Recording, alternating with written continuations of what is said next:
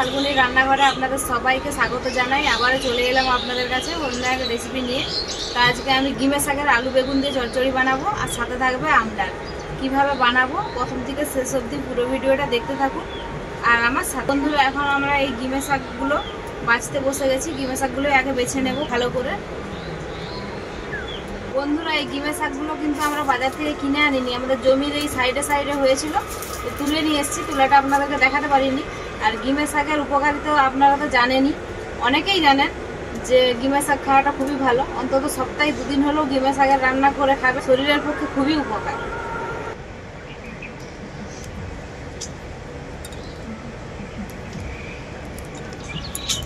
আমটা আগে কেটে নিচ্ছি, শাকগুলো বোন বাছুন।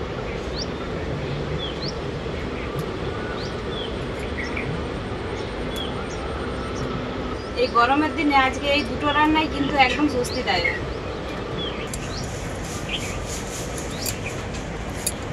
আমটার কি সুন্দর সেন্ট বেরোচ্ছে। ডালটা বসিয়ে দেব, কড়াইটা বসিয়ে দেবো উনুনে। এখানে আমি আমডাল বানানোর জন্য মুসুরির ডাল নিয়েছি, আর পরিষ্কার করে ধুয়ে জল দিয়ে ভিজিয়ে রেখেছিলাম তাড়াতাড়ি সেদ্ধ হওয়ার জন্য। তো ডালটা এখন আমি কড়াইয়ের মধ্যে সেদ্ধ করে নেব। ডালের মধ্যে দিয়ে দেবো পরিমাণ মতো লবণ।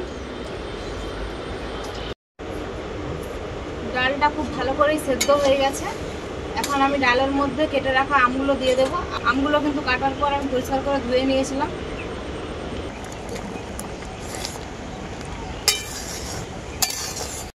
ডালের সাথে সাথে আমটাও খুব ভালো করে সেদ্ধ হয়ে গেল। এখন আমি নামিয়ে নেব। আমি ডালটা শুকলে নেব। শুকলানোর জন্য কড়াই দিয়ে দেবো সরষের তেল। আর বোন ওইদিকে মশলা বাটতে বসে গেছে। গিমের শাকের চচ্চড়ির জন্য আমি শুকনো লঙ্কা, গোটা জিরে আর সরষে বেটে নেব। তেলটা খুব ভালোভাবে গরম হয়ে গেছে। তেলের মধ্যে দিয়ে দেবো তেজপাতা আর শুকনো লঙ্কা, আর দেবো 5 ফোড়ন। এরপর দিয়ে দেবো ডালটা সেদ্ধ করা।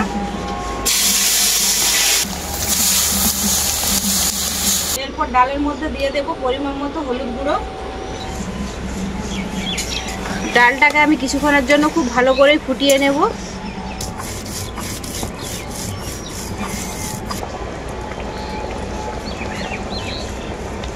ডালটাকে আমি হলুদ দেওয়ার পর খুব ভালো করে ফুটিয়ে নিয়েছি। এখন আমডালের রেসিপিটা আমার পুরোপুরিভাবে রেডি, নামিয়ে নেব। ডালটা তো আমার হয়ে গেল। এরপর গিমের শাকের রেসিপিটা বানিয়ে নেব। তার জন্য কড়াইতে দিয়ে দেবো সরষের তেল। তেলটা খুব ভালোভাবে গরম হয়ে গেছে। তেলের মধ্যে দিয়ে দেবো কালো জিরে আর শুকনো লঙ্কা। এরপর আমি দিয়ে দেবো আলু। আলুগুলো আমি একদম সরু সরু করে কেটে নিয়েছি।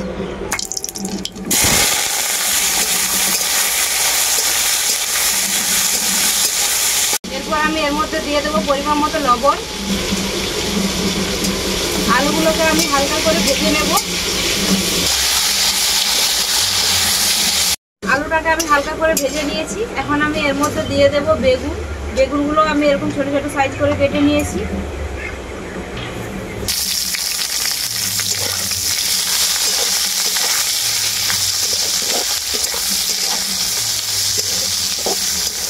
বেগুনটা দেওয়ার পর হালকা একটু নাড়াচাড়া করে নিয়েছি। এরপর আমি সরষে জিরে শুকনো লঙ্কা একসাথে বাটা দিয়ে দেবো এর মধ্যে। আর দেবো পরিমাণ মতো হলুদ গুঁড়ো। ভালো করে মশলাটাকে কষিয়ে নেব।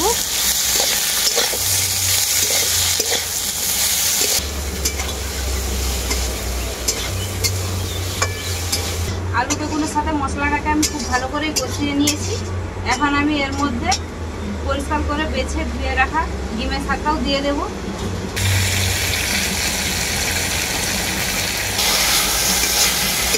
ডিমের শাকটাকেও আমি কিছুক্ষণের মতো কষিয়ে নেব।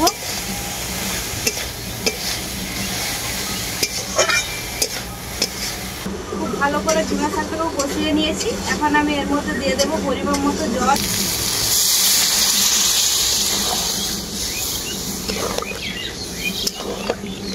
এরপর আমি এটা আর ঢাকা দেবো না, সব কিছু খুব ভালো করে সেদ্ধ হয়েই গেছে।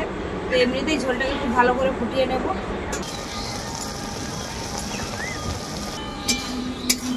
জল পুরোটাই শুকিয়ে গেছে। আর ডিমের শাকের চচ্চড়িটা এখন আমার পুরোপুরিভাবেই রেডি, নামিয়ে নেব। বোন তো বাড়িতে গেছে, বাড়িতে কাজ আছে, রিভিউটা আগেই দিয়ে দিচ্ছি, বোন পরে খেয়ে নেবে বাড়িতে। তো প্রথমে আমি আম ডালটা দিয়েই খাবো। ডালের ফোড়নের লঙ্কা আর এই যে আম একসাথে মাখবো ভাতের সাথে।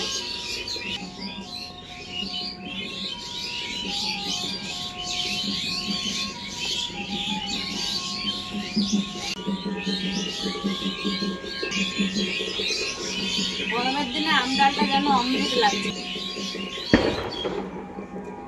আম ডালটা এত সুন্দর হয়েছে, মনে হচ্ছে আম ডালটা দিয়ে সব ভাতটা খেয়ে নিই। আম ডালটা দিয়ে তো ভাতটা খেয়ে নিলাম, এরপর ডিমের শাকের রেসিপিটা দিয়ে ভাত খাবো।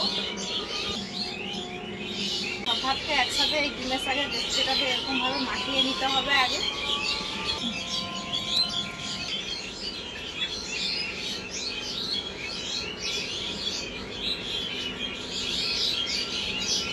এমনি ডিমের শাক আমার খুবই পছন্দের, আর রান্নাটাও কিন্তু দারুণই হয়েছে। তো আপনারা যারা যারা এইভাবে এখনও চচ্চড়ি বানিয়ে খাননি, এইভাবে অবশ্যই খেয়ে দেখবেন একবার, খেতে কিন্তু দারুণই লাগে। তো বন্ধুরা, আপনারা আজকে দুটো রেসিপি দেখলেন, একদম সহজ রান্না, আর দুটো রান্নাই গরমের দিনের পক্ষে খুবই ভালো। তো এইভাবে আপনারা বাড়িতে অবশ্যই বানাবেন, খেয়ে আমাকে কমেন্ট করে জানাবেন রেসিপি দুটো কেমন হয়েছে। ভিডিও ভালো লাগলে লাইক, শেয়ার, সাবস্ক্রাইব অবশ্যই করে দেবেন। প্রত্যেক দিনের মতো আজকেও বলছি, আপনারা ভালো থাকবেন, সুস্থ থাকবেন, নিজেদের খেয়াল রাখবেন। আবার দেখা হবে পরবর্তী ভিডিওতে নতুন কোনো রেসিপি।